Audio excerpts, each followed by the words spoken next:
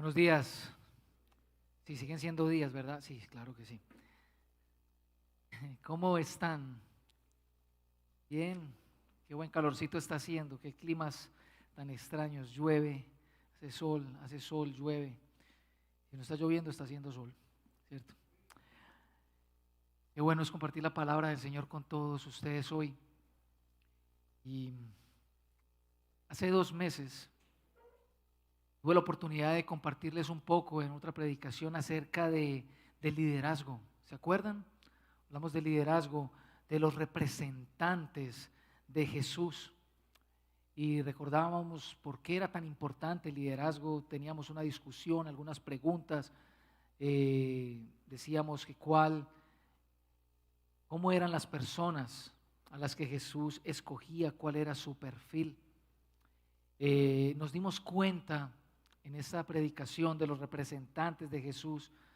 Si bien hacíamos un análisis de lo que uno esperaría ver en el perfil de un líder, de un gerente, de un empresario, un emprendedor, si bien hacíamos un perfil de eso, nos dimos cuenta que las personas a las cuales Dios escogió, de esas personas, dadas sus personalidades, no había con qué hacer un caldo de ellas.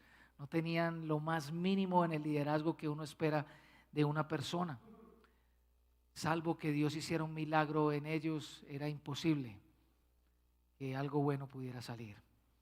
Y es que Jesús parece escoger lo que nadie escoge. Jesús cuenta con aquellos con los que nadie suele contar. Jesús se sienta a la mesa con personas con las que uno no se sienta a comer. Jesús trabaja con gente con la que uno no trabajaría.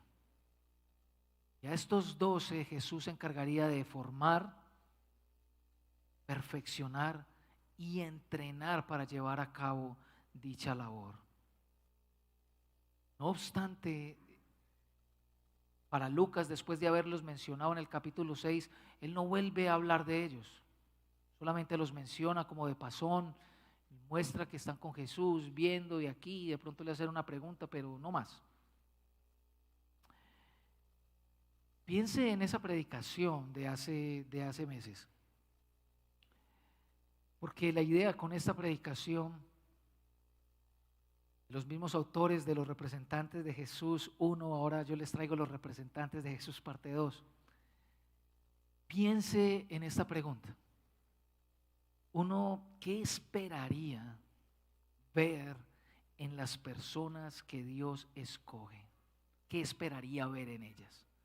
Ya sabemos que al escogerlas son muy diferentes a lo que uno pensaría. Pero ahora, una vez que son formadas, una vez que uno sabe que son personas aparentemente llamadas por Dios, ¿qué es eso que los distingue de otros? ¿Qué distingue a un líder cristiano de otros líderes? Trate de hacerse esa pregunta, quizás respóndasela, pregúntesela a la persona que está a su lado y respóndale. ¿Qué esperarías tú de alguien que se llama a sí mismo líder de Jesús?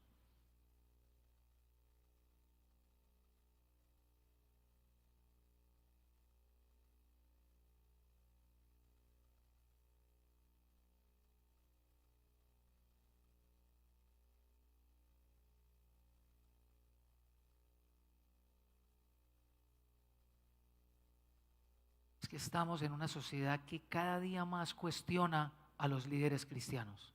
¿Se ha dado cuenta de ello? Cuando uno tiene diálogos con personas que quizá no comparten nuestras mismas creencias, generalmente los que más critican son sus líderes. De hecho, nosotros mismos en nuestro ambiente como Redil del Poblado nos hacemos esta misma pregunta. ¿Qué debe haber detrás de alguien que es llamado a liderar la iglesia? Y esta pregunta quizá tiene una respuesta. ¿Cómo debería ser alguien que se dice líder? Pues debería ser como Jesús o como los 12 que él entrenó. Es que en el capítulo 8 del Evangelio de Lucas, un capítulo que estuvimos abordando por un mes exacto, 4 predicaciones, Lucas nos ilustró a Jesús anticipando cómo el reino de Dios revierte todos los daños de la caída. Desastres naturales, el poder de Satanás, las enfermedades y la muerte. Pero ahora, en el capítulo que vamos a abordar hoy o a partir de hoy, Parece que el ministerio de Jesús está llegando a un clímax, porque el enfoque que va a abordar ahora Lucas van a ser los escogidos por Jesús, los discípulos. De hecho, del capítulo 9 hasta el 23 solamente hay 5 milagros registrados. De hecho, está centrado en enseñanzas, dichos, diálogos y algunos otros episodios de Jesús con los 12 y con los discípulos en general. Muy interesante. Y parece que este giro inesperado o sorpresivo que toma la narración de Lucas es porque precisamente en el capítulo 9 Jesús levanta su mirada hacia Jerusalén y ya ve que es tiempo de ir a Jerusalén. Y sabemos qué es lo que pasa en Jerusalén. Es donde el ministerio de Jesús, al menos en su primera venida a la tierra, culmina con su muerte y con su resurrección. Así que yo quiero invitarle a que leamos el capítulo 9 de Lucas en sus primeros 17 versículos.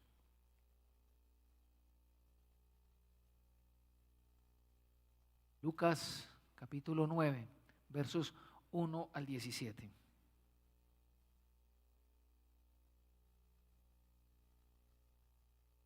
Habiendo reunido a los 12, Jesús les dio poder y autoridad para expulsar a todos los demonios y para sanar enfermedades. Entonces los envió a predicar el reino de Dios y a sanar a los enfermos. No lleven nada para el camino, ni bastón, ni bolsa, ni pan, ni dinero, ni 2 mudas de ropa, les dijo. En cualquier casa que entren, quédense allí hasta que salgan del pueblo. Si no los reciben bien, al salir de ese pueblo, sacúdanse el polvo de los pies como un testimonio contra sus habitantes. Así que partieron por todas partes de pueblo en pueblo, predicando el evangelio y sanando a la gente. Herodes el tetrarca se enteró de todo lo que estaba sucediendo. Estaba perplejo porque algunos decían que Juan había resucitado, otros que se había aparecido Elías y otros, en fin, que había resucitado alguno de los antiguos profetas. Pero Herodes dijo: a Juan mandé que le cortaran la cabeza. ¿Quién es entonces este de quien oigo tales cosas? Y procuraba verlo. Cuando regresaron los apóstoles, le relataron a Jesús lo que habían hecho. Él se los llevó consigo y se retiraron solos a un pueblo llamado Betsaida. Pero la gente se enteró y lo siguió. Él los recibió y les habló del reino de Dios. También sanó a los que lo necesitaban. Al atardecer se le acercaron los 12 y le dijeron: despide a la gente para que vaya a buscar alojamiento y comida en los campos y pueblos cercanos, pues donde estamos no hay nada. Denles ustedes mismos de comer, les dijo Jesús. No tenemos más que 5 panes y 2 pescados, a menos que vayamos a comprar comida para toda esta gente. Objetaron, porque había allí unos 5,000 hombres. Pero Jesús dijo a sus discípulos: hagan que se sienten en grupos como de 50 cada uno. Así lo hicieron los discípulos y se sentaron todos. Entonces Jesús tomó los 5 panes y los 2 pescados y mirando al cielo los bendijo. Luego los partió y se los dio a los discípulos para que se los repartieran a la gente. Todos comieron hasta quedar satisfechos y de los pedazos que sobraron se recogieron 12 canastas. Esta es la palabra del Señor para nosotros hoy. Señor, bendice tu palabra. Produce en nosotros un fruto abundante de lo que quieres para nosotros. Multiplica eso que necesitamos, Señor, tan ansiadamente hoy, como multiplicaste esos panes. Nos unamos hoy a tu voluntad, ser confrontados y cambiados por ti en el nombre de Cristo Jesús. Amén.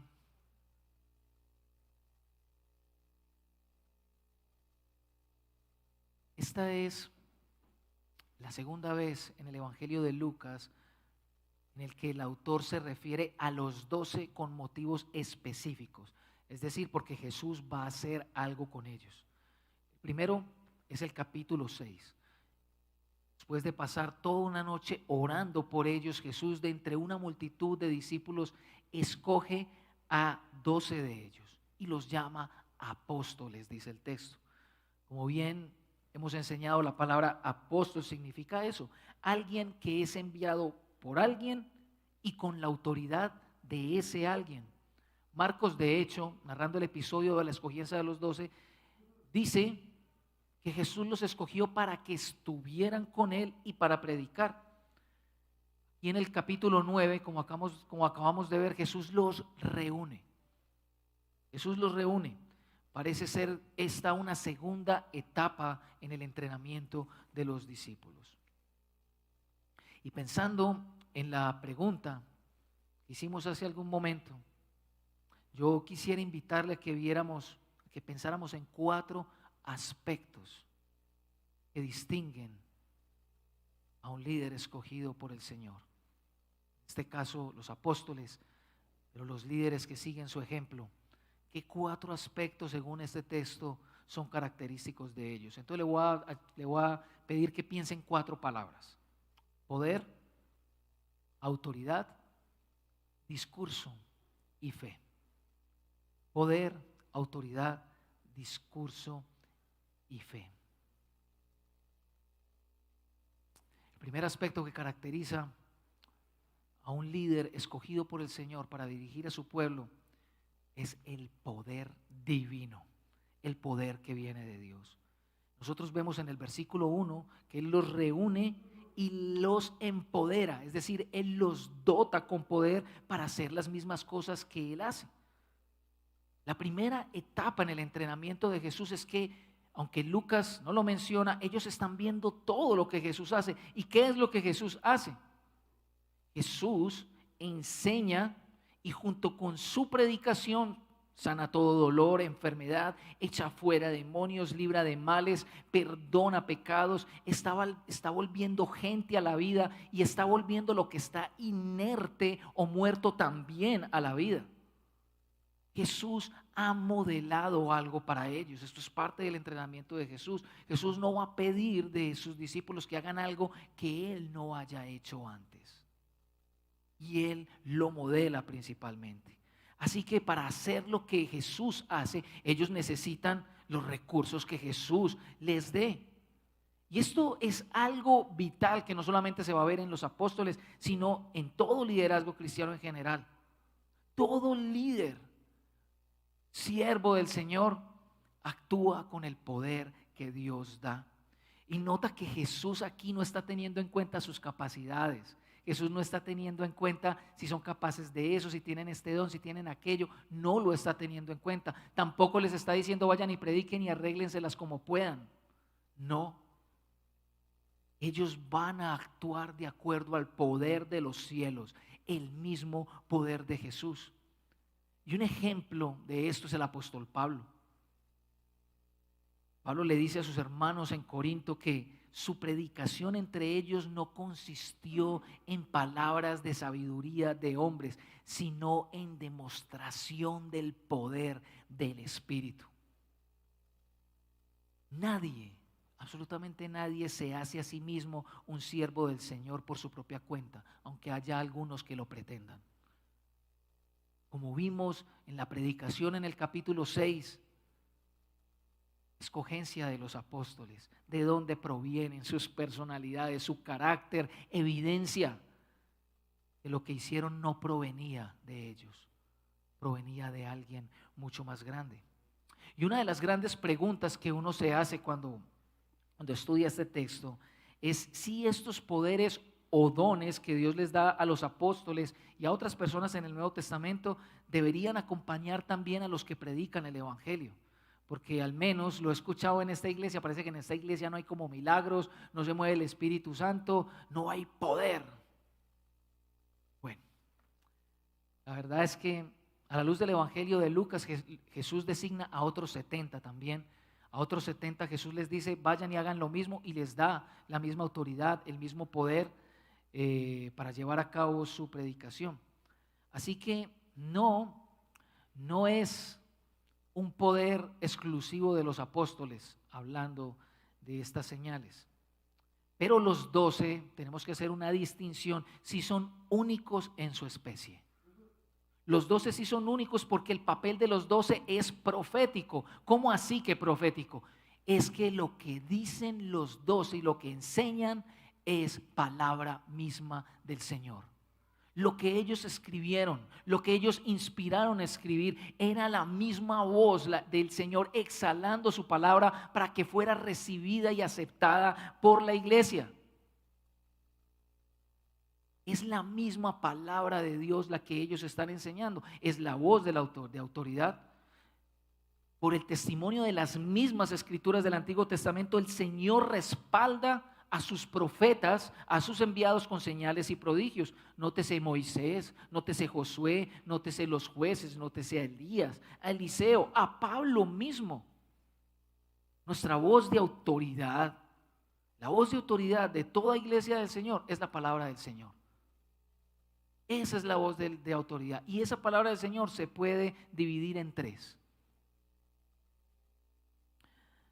la ley, los profetas y los apóstoles. Eso es. Pero a pesar de esta distinción, lo que sí podemos apuntar es que tal como Dios llama, empodera a los suyos. Donde quiera que el evangelio sea predicado, este se evidencia porque cosas normales no vuelven a ser normales. El poder de las tinieblas empieza a ser derrotado. La salvación trae libertad de todo temor. Y la vida en sus diferentes formas se empieza a restaurar. El éxito de una misión, el éxito de las misiones no solamente consiste en cuánta gente llega al evangelio, sino en cuánto el evangelio con su poder transformador trae vida y cambio a su entorno,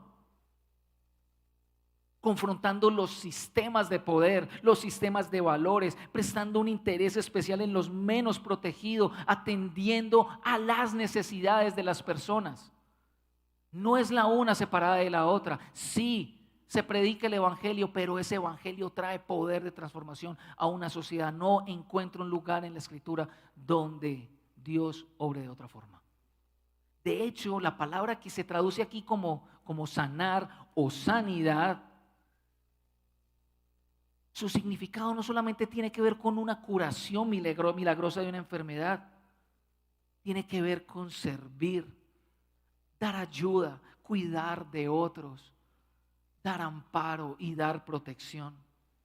Además, el Señor hoy continúa escuchando oraciones que traen milagros de enfermedades, financieros y alivio como una señal de que el reino de los cielos ha llegado. Y si sueles luchar con este aspecto de los milagros, yo te invito a que te unas al chat de oración del Redil del Poblado. Te garantizo que tu fe no va a volver a ser la misma. Al ver tantos testimonios que no pueden ser explicados sino por el dedo de Dios. Si Dios te ha puesto en lugares de liderazgo, aquí en la iglesia, o en tu lugar de trabajo, o en tu hogar, tenlo por seguro que Él también te ha empoderado con sus recursos divinos. La pregunta es, ¿cómo ejerces tu liderazgo? ¿Cómo ejerces el rol que Dios te ha dado? ¿Sus recursos o en tus propias fuerzas, títulos, capacidades o dones? O lo podríamos preguntar mejor, ¿de qué manera se está evidenciando el poder del evangelio en tu entorno? ¿De qué manera se evidencia el poder del evangelio en tu entorno? Una segunda característica o rasgo en los escogidos de Jesús para liderar es la autoridad divina. La autoridad divina. Y esto parecería ser lo mismo que empoderamiento, pero realmente no es lo mismo. En tiempos del cercano Medio Oriente, tiempos de Jesús, recibir autoridad, voy a leerlo, significa actuar en nombre de alguien y tener todo el derecho para proceder como si uno fuera esa persona que lo envía. Y esto se puede entender hoy en día en las representaciones artísticas o de deportistas. Por la gracia del Señor he podido tocar en una agrupación y estar involucrado en el mundo de la música. Y cuando alguien requiere los servicios de mi agrupación, pues tiene que llamar a nuestro señor manager. Y lo que le diga nuestro señor manager es la opinión de nosotros. Ni más ni menos, tiene toda la autonomía de actuar en nuestro nombre. Y nosotros a su vez no tenemos autonomía fuera de la que el Señor que está aquí presente nos da. ¿Okay? Eso es autoridad. Es como si Jesús les estuviera diciendo: ustedes no son los que van a actuar con esto que les estoy diciendo. Soy yo a través de ustedes. Y es por este principio de representación, de autoridad, es que Jesús ha sido cuestionado por personas y líderes religiosos. Usted lo ha notado en sus lecturas. Jesús enseña y cuestionan que este Señor, ¿con qué autoridad enseña esto? ¿Qué tipo de enseñanza es esta que con autoridad no solamente predica, sino que reprende demonios? Porque en tiempos de Jesús los maestros solían apelar a personas de autoridad que eran maestros más altos, por así decirlo. Pablo, cuando le habla a las personas judías, dice: yo crecí a los pies de Gamaliel. Eso era una voz de autoridad para Pablo. Entonces por eso su mensaje podía ser aprobado. Pero Jesús no. Jesús parece hablar por sí mismo y actuar con una autonomía muy diferente.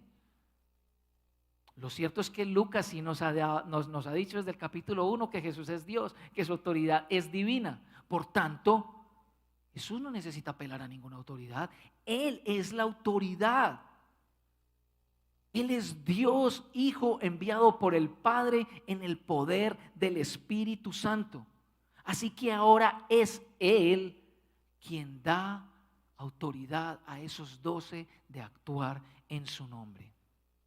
Y a partir de ahora vamos a empezar a ver a los 12 siendo reconocidos como personas que actúan en el nombre de Jesús, sobre todo en hechos. Pero aquí en Lucas es muy particular ver cómo ellos son reconocidos, precisamente en este texto.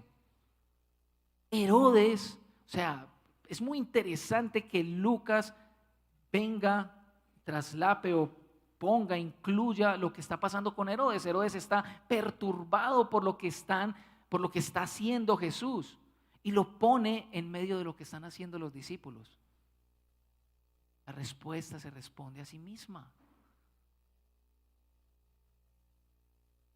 En lo que están haciendo sus discípulos, Jesús está actuando. No están viendo a 12 personas con diferentes nombres, están viendo a Jesús, y eso tiene perturbado a Herodes.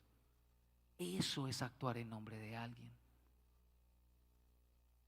Ahora yo quisiera integrar un poco los dos puntos de los que les acabé de hablar. Dos características, el poder y la autoridad. Porque quizá alguien pueda estarse preguntando entonces, bueno, ¿cómo puede entonces saber uno si un líder, pastor, ministro o alguien que sigue a Jesús es empoderado y autorizado por Dios para hacer eso? Bueno, hay dos respuestas. Una, en toda la Escritura, gracias a Dios la Escritura nos dice qué reconocer y cómo reconocer a una persona que ha sido llamada por Dios. Muy claro, hay instrucciones negativas y positivas de lo que uno debe esperar.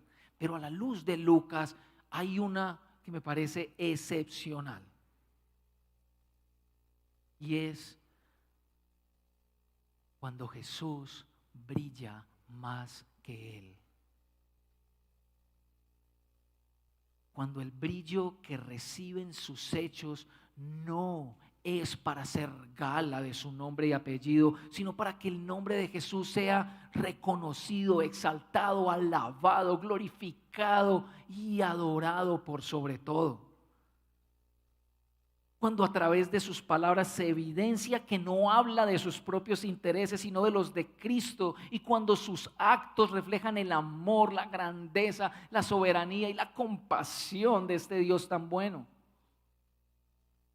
Curiosamente, en Pablo también se cumplen estos principios. Normalmente Pablo inicia sus cartas apelando a la autoridad que Dios le da. Pablo, apóstol de Jesucristo por voluntad de Dios. Ya, él es el que le ha dado esa autoridad para escribir lo que está escribiendo. Pero también le señala a la gente que le escribe que evalúen si en él está el Espíritu Santo o no. Y en tercer lugar, se pone como ejemplo a sí mismo, como diciendo, ustedes quieren seguir a Cristo, síganme a mí. Ahora yo pudiera decir lo mismo. Yo he tenido la oportunidad de crecer los últimos, 4 o 5 años de mi vida al lado de pastor recién reconocido y ordenado Juan José Correa. Y ustedes saben que Juanjo y yo somos diametralmente opuestos, muy diferentes, la verdad. Yo quiero confesarles algunas cosas que pasan entre Juan José y yo. Yo a Juan José a veces después de sus prédicas lo animo o lo levanto. Digo, Juan José, más tú, hermano, suéltate un poquito más, deja de ser tan parquito, tranquilo, Le doy retroalimentaciones y he sido muy insistente con eso, es una agenda mía impresionante. Pero una vez Juanjo me dijo, negro, yo tomé una resolución en mi vida y esa resolución es que yo deseo con todo mi corazón que nada en mí opaque la centralidad y la importancia de la persona a la cual estoy predicando.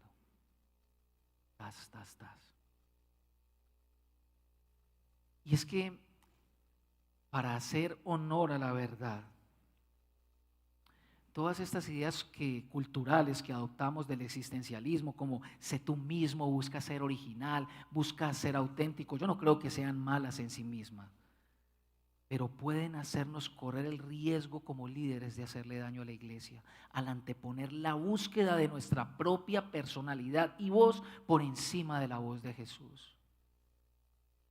Y yo no estoy queriendo decir que seamos robots, ni que seamos todos como Juan, o que sean como yo, como Carlos. No, el Señor nos ha dado unas personalidades tan diversas y nos las ha dado porque son necesarias. Pero sí estoy queriendo advertir, Jesús, que si hay algo que debe brillar más que la personalidad a la hora de hacer ministerio, es Jesús. Hace poco tuve la oportunidad de escuchar, estoy escuchando todavía, un podcast acerca de un fenómeno que ocurrió en quizá la iglesia emergente más exitosa que ha tenido los Estados Unidos en muchos años. Ya la iglesia no existe. Entonces el podcast pretende contar como su ascenso y su debacle. Una iglesia que fungía en Seattle, la iglesia de Mars Hill Church. La iglesia se vino abajo porque después de más de 100 acusaciones recopiladas por muchos años por muchos pastores y ancianos que trabajaron con el pastor principal, se acusaba a de tener un carácter autoritario, impositivo, abusivo, hacía bullying o matoneo, hablaba despectivamente a sus ovejas y a sus colegas de trabajo, era autoritario. Cuando él fue llamado a cuentas por esto, lo reconoció superficialmente, pero a la semana renunció y la iglesia se vino abajo. De este pastor, John Piper mismo oraba diciéndole a Dios, yo quiero tener la elocuencia y la capacidad de habla que tiene este hombre para hablarle a la nueva generación. Se vino abajo. Lo personal, esto a mí me confronta mucho.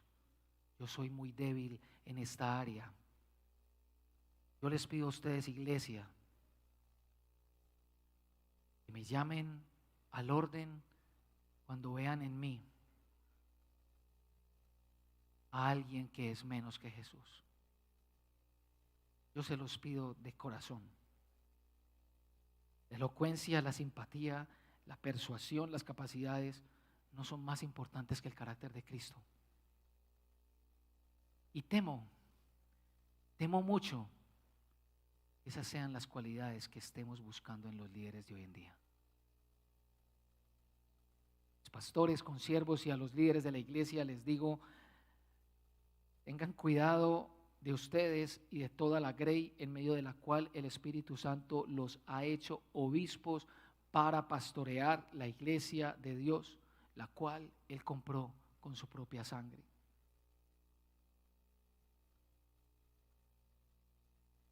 Eso en cuanto a nosotros como líderes. Pero en cuanto a la iglesia también hay una palabra. La autoridad de Dios no es algo que se impone, es algo que se recibe y se reconoce y se acepta. ¿Qué tanto tú reconoces dicha autoridad en tus líderes?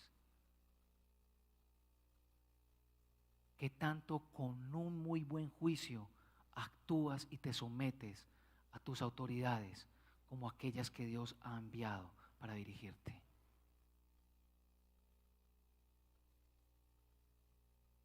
A propósito, yo quiero ser más como Juan José porque él es más como Jesús.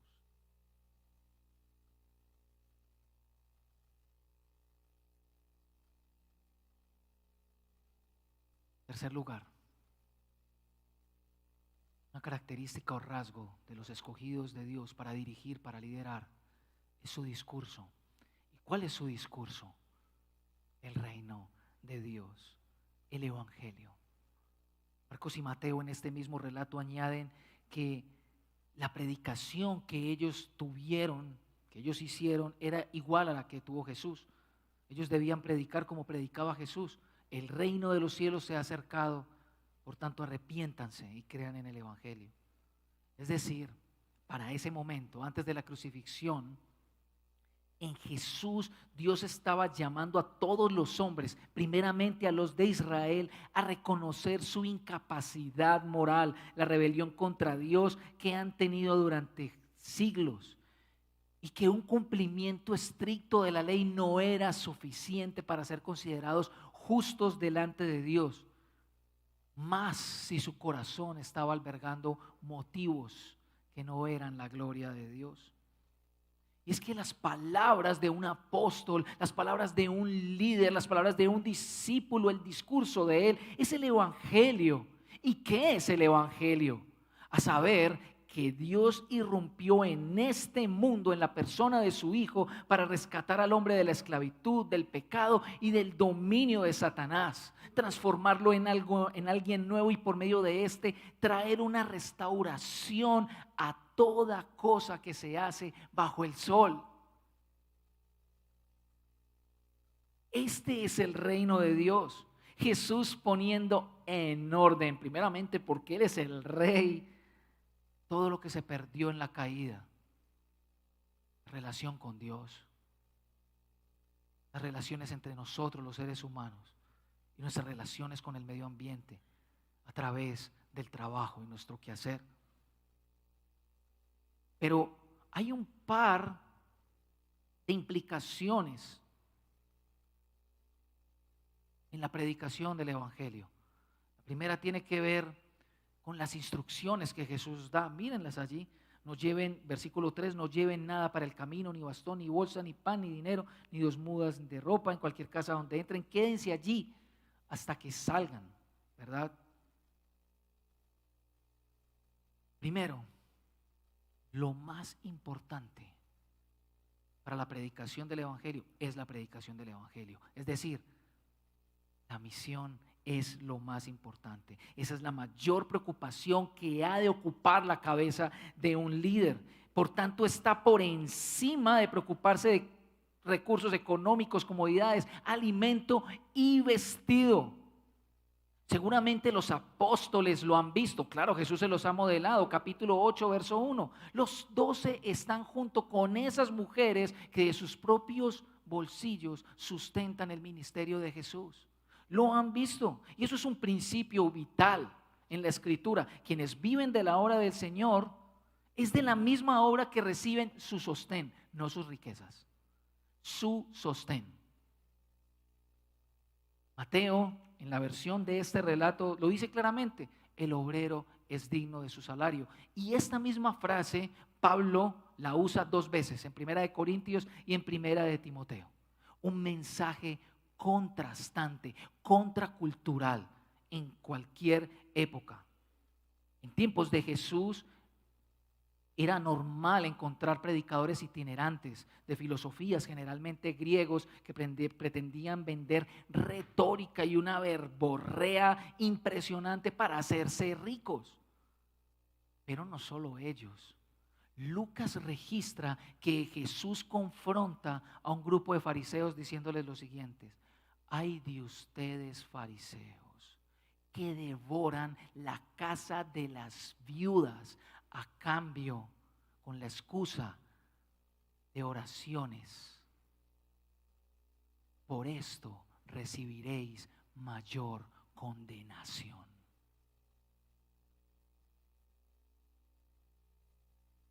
Desde tiempos del Antiguo Testamento el Señor ha dejado muy claro que para las personas que Él ha escogido en su servicio, Él es su porción y su herencia.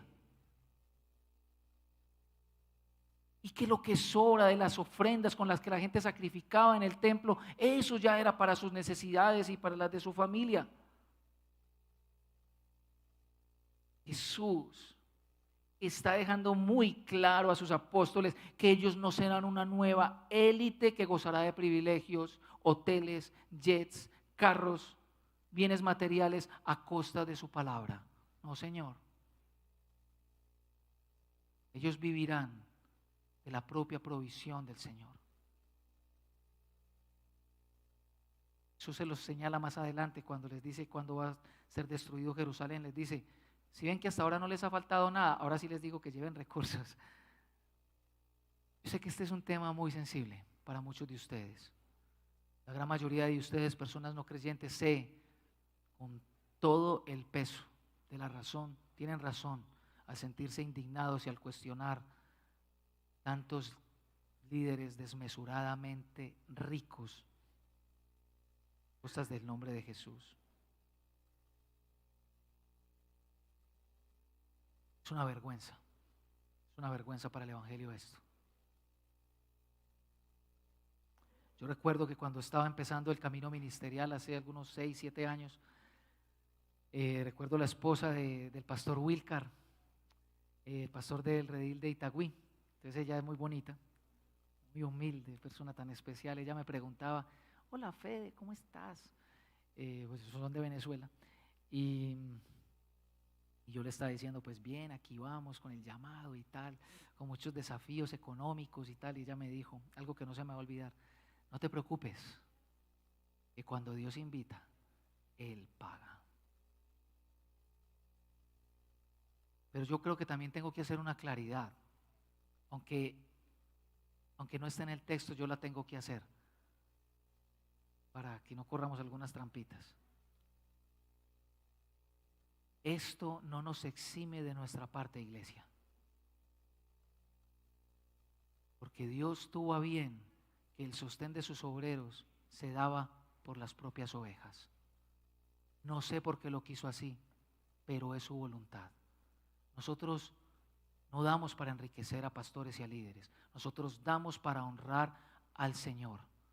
Nosotros damos no una parte de nuestros ingresos, nosotros damos nuestra vida misma, porque esta le pertenece al Señor. Del Señor es todo el universo. No hay nada que tú tengas que tú no hayas recibido. Lo que recibes cada quincena es por la gracia del Señor, que hace llover bendiciones sobre todos. Esto no sea una excusa para lo que Dios pide de ti. No te preocupes por nosotros, realmente no te preocupes por nosotros. Con la nevera vacía o llena, nuestro llamado va a continuar. Tú sé fiel al Señor. Segunda implicación es que el rechazo del Evangelio tiene consecuencias. Si no los reciben bien, versículo 5, salir de ese pueblo, sacúdanse el polvo de los pies como un testimonio contra sus habitantes.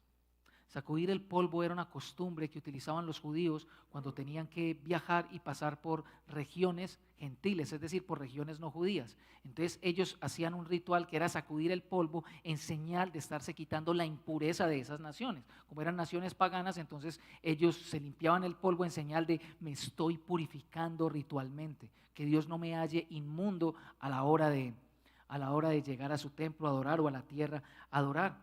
Pero lo extraño aquí es que Jesús los está llamando mayormente a regiones judías.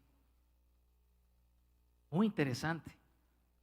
Entonces, sacudirse el polvo significa que serán tratados como paganos, así sean judíos, por rechazar el evangelio. Rechazar el evangelio es rechazar a Dios mismo y por consiguiente cargar con la consecuencia de ser excluido del pueblo de Dios. Los apóstoles van a tener que ser valientes al decirle a personas lo que no les gusta escuchar. Un líder escogido por el Señor también va a ser el villano de la película. Y Lucas parece estar anticipando esto a los lectores, no a los apóstoles, a los lectores. Ellos están en su cuento, pero Lucas nos dice qué está pasando con Herodes. ¿Qué le costó la cabeza a Juan el Bautista? Sino ser fiel al Señor y confrontar a los poderes de turno.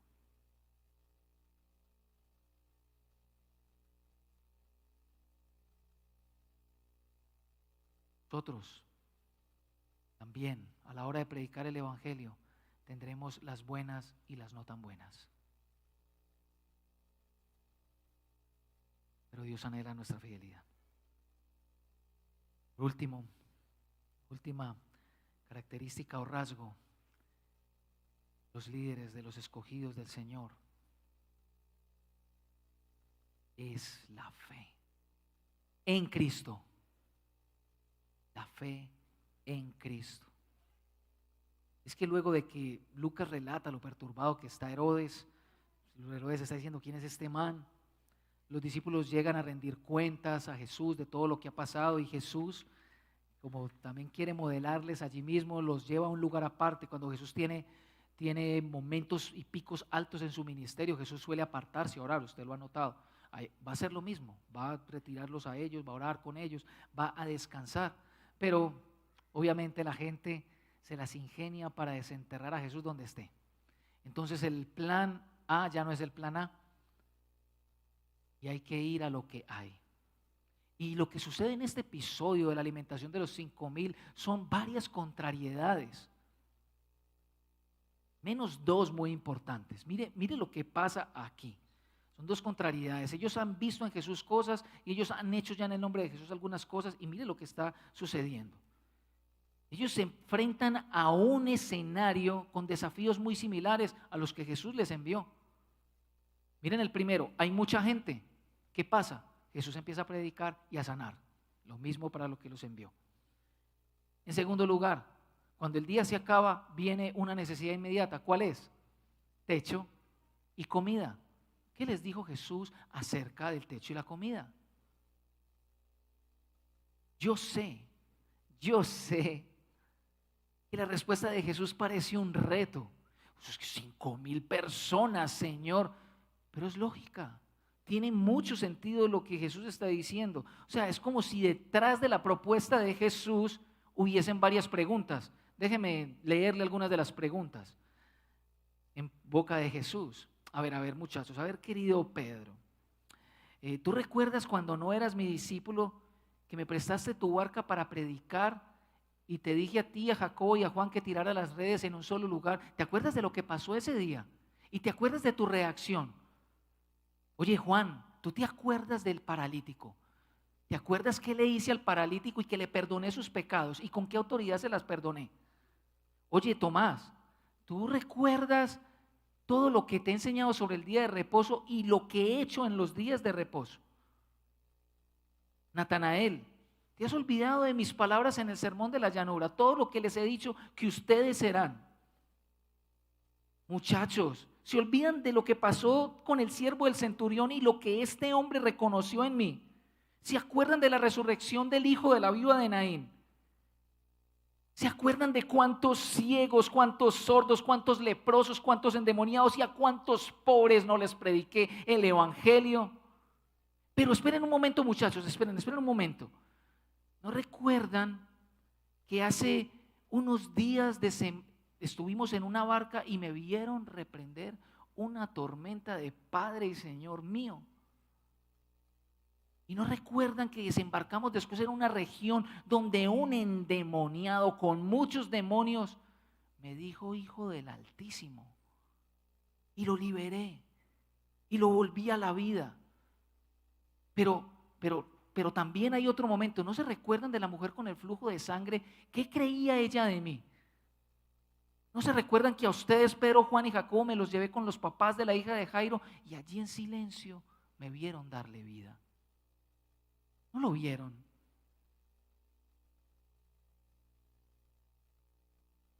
¿No los reuní hace unas semanas para que hicieran esto mismo? Pero ellos están pensando en sus propios recursos. Ellos solamente pueden ver 2 peces, 5 panes. Ellos solamente pueden ver, señora, entonces va a tocar hacer una vaca. Es que ni una vaca que hagamos va a poder alimentar a esa gente. No lo pueden ver. No lo pueden ver. Pero Jesús tiene mucha gracia con ellos en este episodio. Eso no les reprocha. De hecho, no les hace esas preguntas. Él les invita a participar y a ser testigos del Dios que le da pan a todo hombre, a hacer lo que mejor sabe hacer, proveer generosamente. Es más, como por si fuera poco, les deja 12 canastas llenas, como diciéndoles, les prometí que nos llevaran más de 2 panes. Ahora, ¿por qué hablo de fe? Yo no sé si ustedes han notado lo enfático que es Jesús en el tema de la fe. Lo han notado. Jesús ha elogiado a muchas personas por eso. Les ha dicho su fe les ha salvado, su fe les ha sanado. También les ha reclamado a los discípulos carecer de esa fe. De hecho, después de ese momento, este no será el último momento donde duden. ¿Qué entiendes tú por fe? ¿Qué entiende usted por fe? ¿Acaso es tener una actitud positiva y optimista de que todo va a estar bien o las cosas se te van a dar porque eres muy espiritual? ¿Es eso lo que Jesús ha visto en las personas que ha elogiado por su sanidad y por su salvación? No. Es más bien la convicción firme e inamovible de quién es Jesús a la que estas personas han llegado después de oír directa o indirectamente o ver con unos ojos bien abiertos en sus enseñanzas y milagros que en este hombre descansa toda la plenitud de Dios. Este hombre es Dios entre los hombres. Por tanto, no hay nada imposible para Él. Así que esto no se trata de una actitud mental positiva ni de hacer un curso de programación neurolingüística. Todo discípulo del Señor, en este caso los 12, va a tropezar y a dudar en su fe, a menos que no tenga claro quién es el objeto de su fe. Es que ellos continúan con la pregunta de la tormenta. ¿Se acuerdan de la pregunta de la tormenta? ¿Quién es este? ¿Quién es este? ¿Quién es este?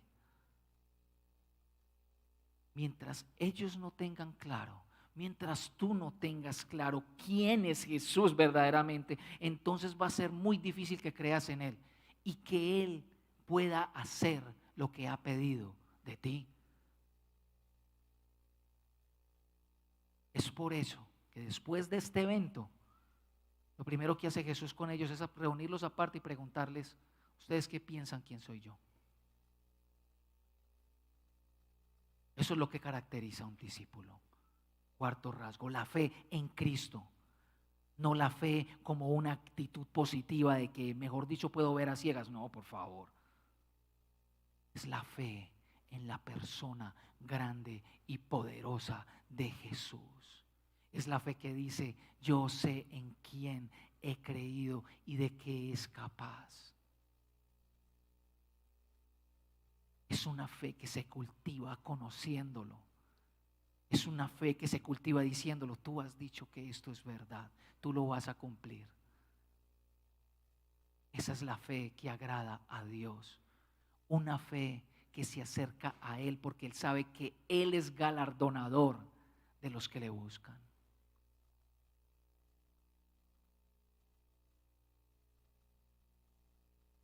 Nosotros seguimos a Jesús.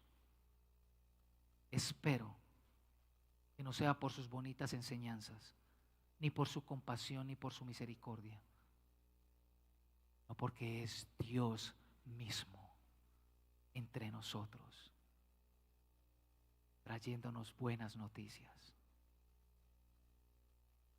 Quiero invitarte que tomes un minuto allí, le respondas al Señor la pregunta: ¿en qué te está desafiando hoy a ti? Estamos hablando de líderes, pero eso no te da excusa. Estos líderes modelan el carácter de todo el pueblo en sus diferentes roles. En últimas, tú también eres un pueblo sacerdotal, es decir, tú eres un pueblo que intercede ante las naciones. Intercede ante Dios por las naciones. ¿Cómo te reta el Señor?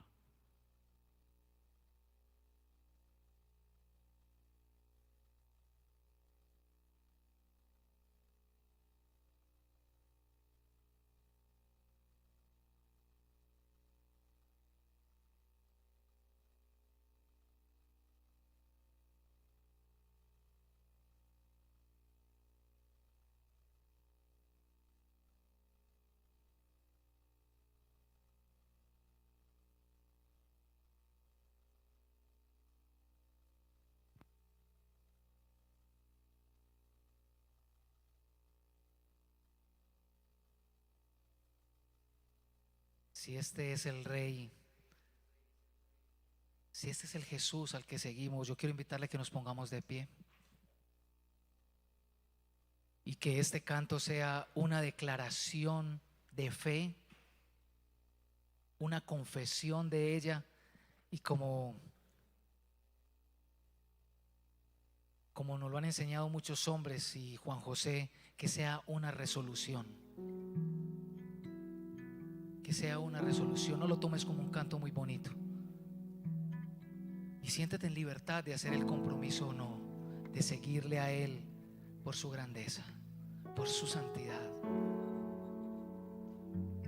Yo te garantizo que no te vas a arrepentir, porque Él proveerá el pan para el camino, el vestido para cobijarte, el techo, su amor y su fidelidad, como lo ha hecho conmigo y los míos hasta hoy.